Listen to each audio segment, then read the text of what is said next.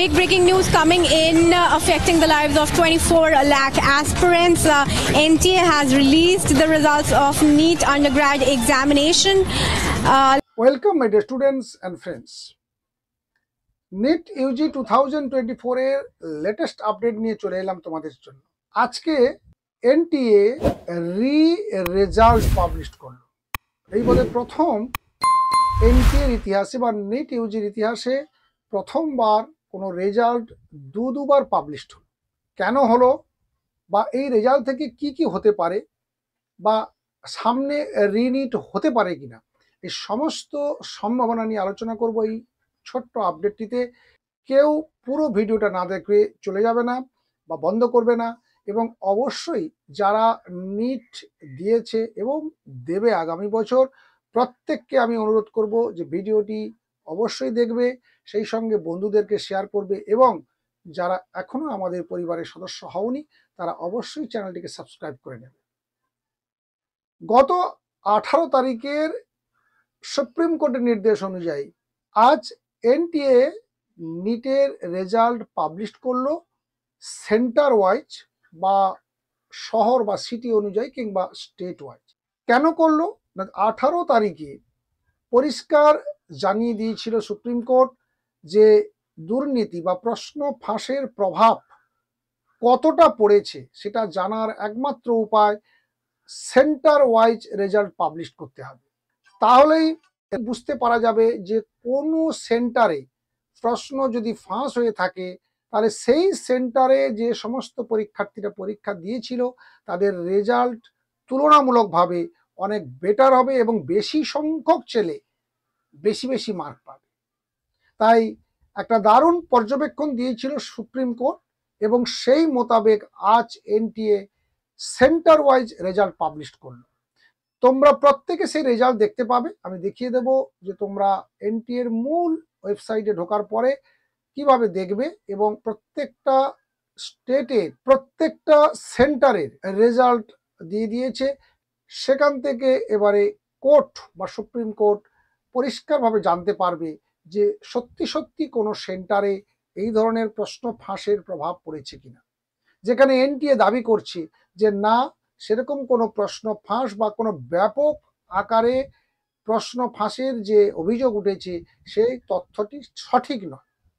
এখন NTA সঠিক না আবেদনকারী বা অভিযোগকারী বা সারা দেশে যে ছাত্রছাত্রীদের একটা দাবি ছিল যে এই ধরনের একটা প্রশ্ন ফাঁস কেলেঙ্কারি হয়েছে, সেটা সত্যি কিনা সেটা এবারে সামনাসামনি এসে যাবে।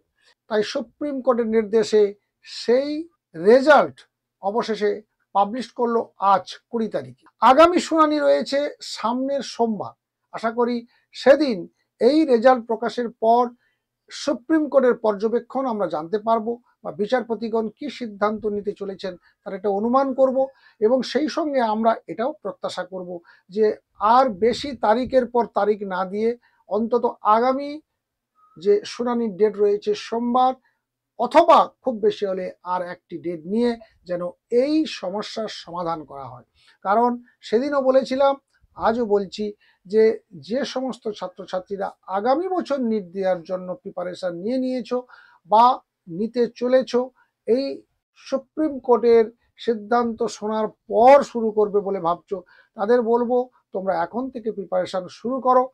রেজাল্ট যাদের ভালো হয়েছে তারা অবশ্যই আর কিছুদিন ওয়েট করতে পারো, এবং খুব সম্ভবত বা খুব সম্ভাবনা যে রকম গতি প্রকৃতি বা রেজাল্ট যে পাবলিশ করেছে NTA, সেখান থেকে একটা অনুমান করা যাচ্ছে রিনিট হওয়ার সম্ভাবনা ভীষণ কম বা ক্ষীণ। সেটা আমরা সুপ্রিম কোর্টের বিচারপতিগণের পর্যবেক্ষণের পর আরো শিওর হয়ে যাব। এখন দেখো যে একেবারে NTA এর মূল ওয়েবসাইটে আমরা এই মুহূর্তে রয়েছি।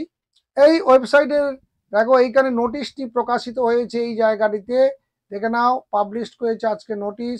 এই সেই নোটিশ 20/7/2024 যে নোটিশে পরিষ্কার দেখো নিচের দিকে রয়েছে এই জায়গাটা, যদি তোমরা ভালো করে একটু খেয়াল করো দেখতে পাবে 18 তারিখে 18ই জুলাইয়ের সুপ্রিম কোর্ট নির্দেশ অনুযায়ী সেন্টার ওয়াইজ রেজাল্ট পাবলিশ করে দিল আজ NTA। সেই সঙ্গে দেখো এই ওয়েবসাইটের একেবারে উপরের দিকে এই জায়গাটাতে দেখো যে সেন্টার ওয়াইজ রেজাল্ট পাবলিশ যে করেছে তার এই পেজ চলে এলো। এখানে দেখো প্রত্যেকটা রাজ্য ধরে ধরে রেজাল্ট হয়েছে। আমরা যদি একেবারে শেষের দিকে চলে যাই তাহলে আমরা দেখো ওয়েস্ট বেঙ্গল দেখতে পাবো, এবং ওয়েস্ট বেঙ্গলের কোন জায়গাতে কোন সেন্টারে, যে কোনো একটা সেন্টার, যদি আমি এই সেন্টারটাতে ক্লিক করি, দেখো ভিউ ডিটেলসে গেলেই তোমরা সেই সেন্টারের রেজাল্ট একেবারে পরিষ্কারভাবে দেখতে পাবে।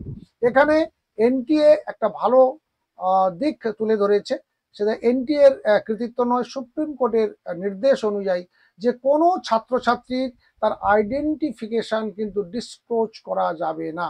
কোনো ছাত্রছাত্রীর আইডেন্টিফিকেশনকে সামনে আনা যাবে না। সিরিয়াল নাম্বার এবং মার্কস এখানে জানিয়ে দেওয়া হয়েছে, যেখান থেকে সুপ্রিম কোর্টের বিচারপতিগণ কিংবা যারা ডেটা অ্যানালাইজার তারা এখান থেকে বুঝে নিতে পারবে যে কোনো সেন্টারে, যেসব সেন্টারে অভিযোগ উঠেছিল সেই সব সেন্টারগুলোতে কোনো সমস্যা বা বড়সড় কোনো পরিবর্তন, রেজাল্টের পরিবর্তন দেখা দিয়েছে কিনা। অর্থাৎ প্রচুর পরিমাণে যদি বেশি বেশি নাম্বার কোনো সেন্টারে উঠতে থাকে তাহলে বুঝে নিতে হবে সেই সেন্টারে প্রশ্ন ফাঁস হয়েছিল। আর আজ সুপ্রিম কোর্টের নির্দেশ অনুযায়ী এই রেজাল্ট পাবলিশ করার পর আমরা সামনের সোমবার পর্যন্ত অপেক্ষা করব যে বিচারপতিগণ কি সিদ্ধান্ত নিতে চলেছে। আশা করি তোমাদের এই ছোট্ট আপডেটটি উপকারে আসবে। ভালো লেগেছে অবশ্যই তোমরা সব বন্ধুদেরকে শেয়ার করতে ভুলবে না। সেই সঙ্গে আবারও জানিয়ে রাখি, আমাদের এই চ্যানেল এখনো যারা সাবস্ক্রাইব করনি তারা অবশ্যই চ্যানেলটিকে সাবস্ক্রাইব করবে, পাশে থাকা বেল আইকন ক্লিক করে অল নোটিফিকেশন অন করে নেবে। দেখা হচ্ছে নেক্সট ভিডিওতে। ভালো থাকবে, সুস্থ থাকবে। Thank you.